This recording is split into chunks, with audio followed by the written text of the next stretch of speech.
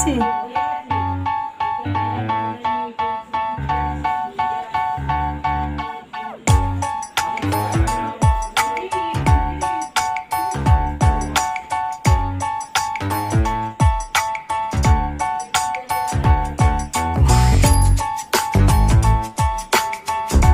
Hi guys, দেখো আজকে জামাই ষষ্ঠীর আমাদের বাড়িতে অনুষ্ঠান আছে। মানে জামাই ষষ্ঠীর অনুষ্ঠান আছে বলতে আমরা একটা ভিডিও করব, সেই কারণে আমাদের এত কিছু রান্না বান্না।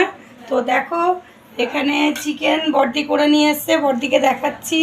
ডাল করে নিয়ে এসছে বড়দি, পটল চিংড়ি করে নিয়ে এসছে।